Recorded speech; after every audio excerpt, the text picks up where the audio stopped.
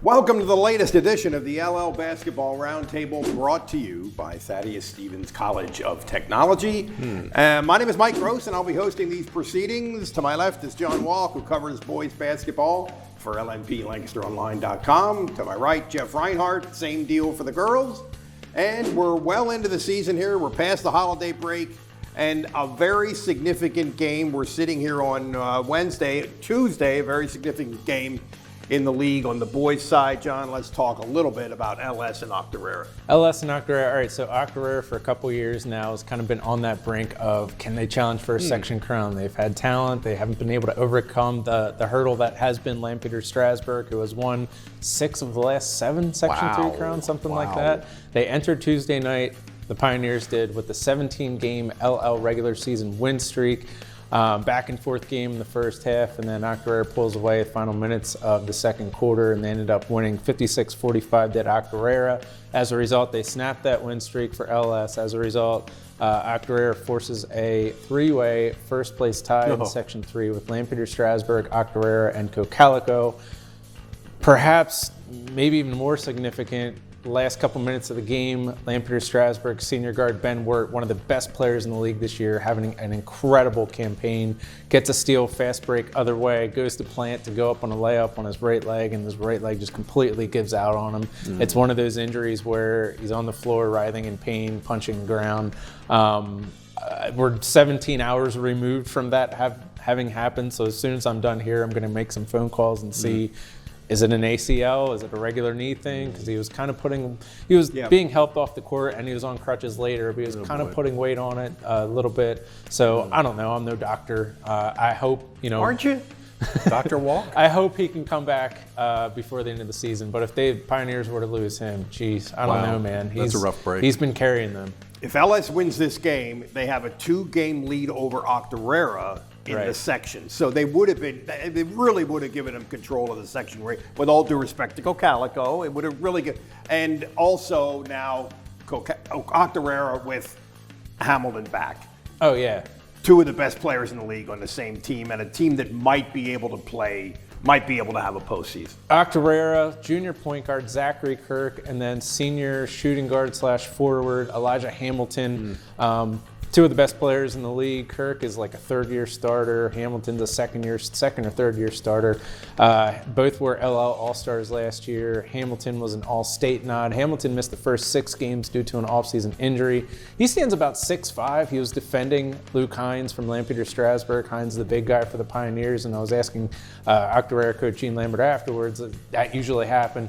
Most of the time not, because Octorara has a couple bigs that start and then another bigs that comes in off the bench. So they have the pieces around Kirk and Hamilton to kind of get it done. They have a senior-laden roster. Okay, then they made leads in districts last year. They kind of fell flat there, but they're battle-tested in the sense that their schedule's really tough, and finally got that signature win against a good Lampeter Strasburg team. There you go. We should also mention Hempfield Tuesday night beat McCaskey to take over sole possession of first place. Really looked like the class. Final score 81-55. Black Knights win it. So McCaskey's been playing pretty well. Yeah, had been playing pretty well. I saw him last week, and they looked pretty good.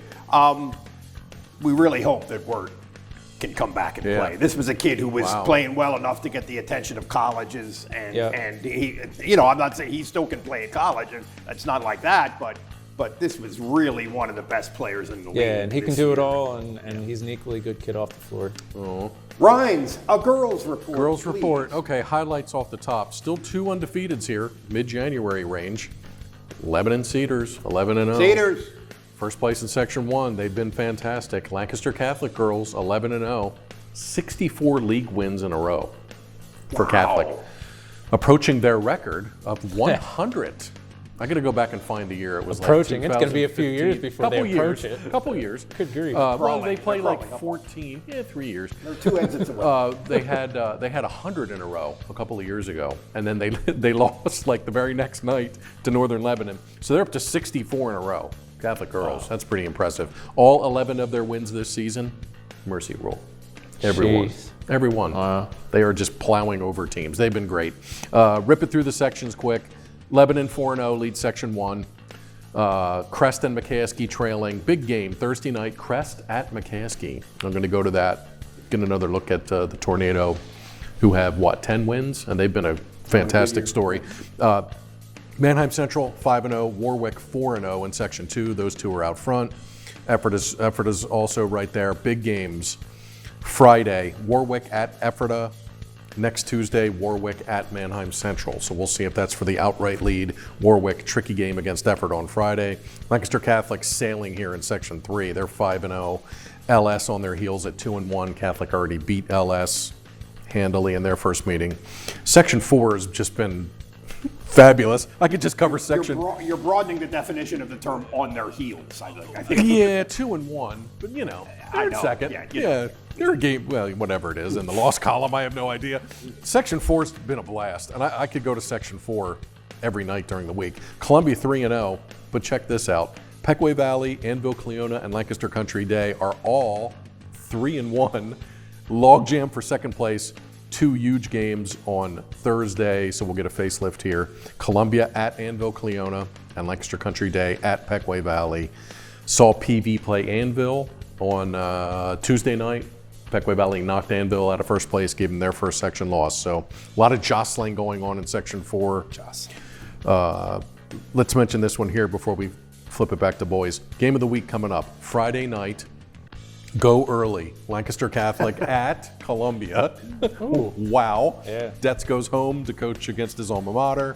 Rematch of the LL semis last year when Catholic won by a point over at Hempfield in an unbelievable game. Catholic's undefeated.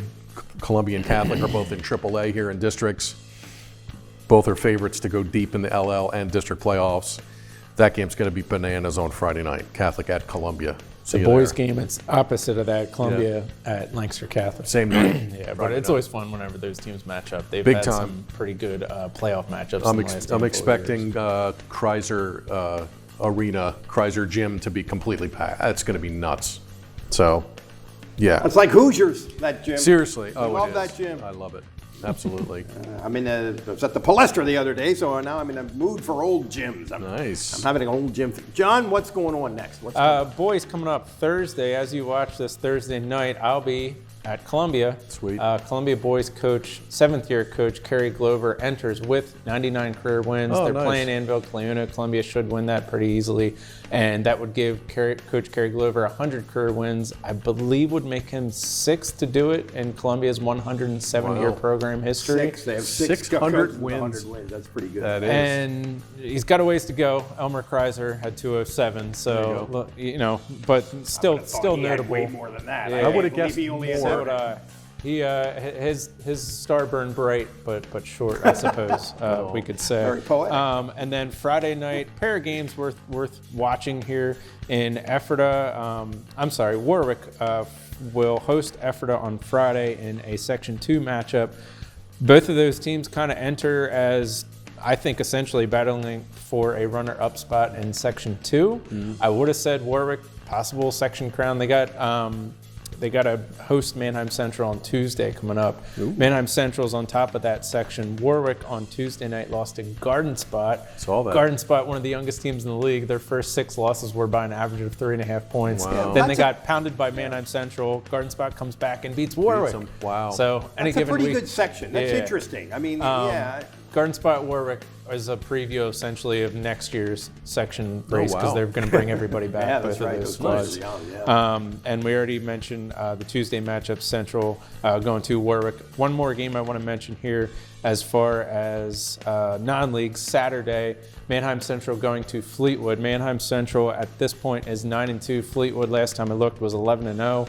Both are at or near the top in their district power rankings. I believe Fleetwood's in like 3A, number 3 seed, and Barons are near the top in 5A. So that should be a good I'll tell you, the test. Berks County renaissance in football and basketball continues. Right. Yeah. I mean, Wilson is really good. Reading, of course, is off the charts in boys basketball. Fleetwood is winning. I mean, how about holy that? moly. How about that? Ryan's, what's coming up for you? Random girls basketball notables. Oh. Big week for Columbia, as mentioned. At Annville on Thursday, Friday at home against Catholic. And then the Tide will gas up the bus Saturday and Sunday, a Sunday game this week.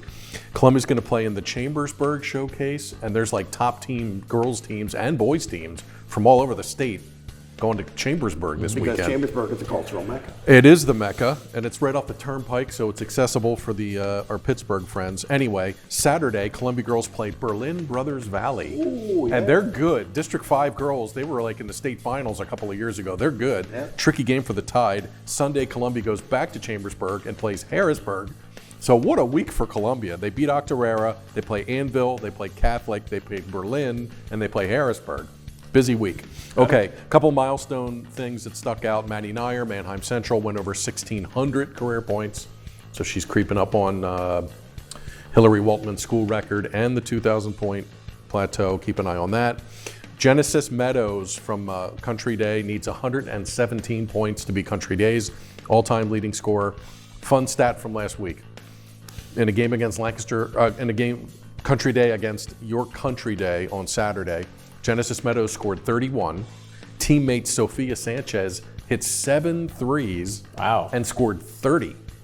So teammates in a girls' game each had 30 plus. Yeah. Doesn't happen very often. It does not, and believe me, I have a stack of stats like yay big in my closet, and I leafed through and I couldn't find any teammates with 30 plus. Rare. Don't see that much. Next kid on the 1,000-point list should be Brooke Dregge from Columbia, the junior. She's at 836, so she's closing in.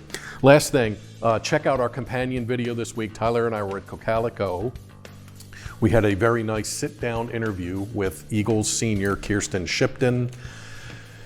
Bless her heart, she suffered 2 bone breaks in her back a couple of weeks ago over at Lancaster Catholic. She took a spill, hit the wall, kind of funky, and took her a while to get up. Yeah, so she's in therapy mode now. It's taking her a little while to get around, but sweetheart of a kid, a good egg. Told us her story and how she's recovering and how she broke 2 bones in her back in her senior season. But she will be back. So you can see that on Lancaster Online, our video. Tyler and I were over there chatting with Miss Shipton. Keep an eye out for that this week. Good on you for handling a difficult story. Thank you, John. Hoops aplenty. That's the theme. This has been the LL Basketball Roundtable, brought to you by Thaddeus Stevens College of Technology. For John Walk, for Jeff Reinhardt, I'm Mike Gross. See you later.